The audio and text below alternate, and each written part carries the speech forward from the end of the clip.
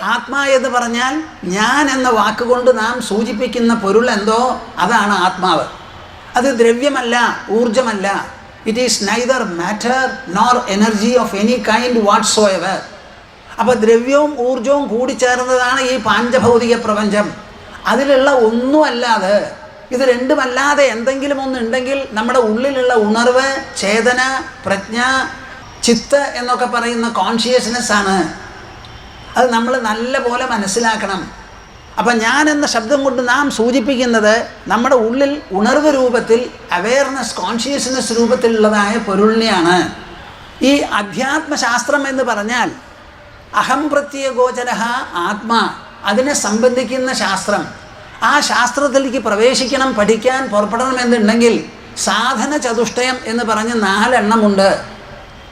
സാധന ചതുഷ്ടയം എന്ന് പറഞ്ഞാൽ the prerequisites in order to enter into the area of Brahma Vidya and strive to practice it, attain it and finally accomplish it in full measure. എന്താണ് ഈ സാധനം എന്ന് പറഞ്ഞ് മനസ്സിലാക്കി പോകണമല്ലോ.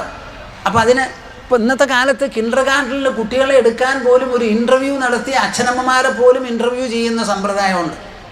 അപ്പോൾ അതിനുള്ള കോമ്പിറ്റൻസ്, പ്രീറെക്വിസിറ്റ് എന്താണെന്ന് ചോദിക്കുമ്പോൾ ശങ്കരാചാര്യൻ പറയുന്നതാണ്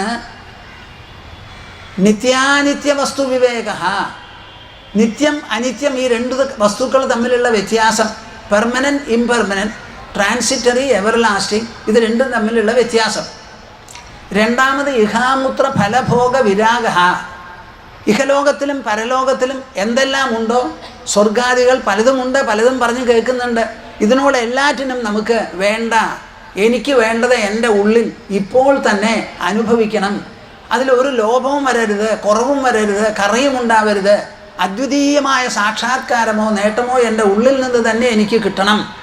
എൻ്റെ ശരീരത്തിലോ ശരീരാവയവങ്ങളിലോ ഇന്ദ്രിയങ്ങൾ കൊണ്ട് കാണാവുന്ന പ്രപഞ്ചമണ്ഡലത്തിലോ ഒന്നുമുള്ളതല്ല എനിക്ക് ആവശ്യം.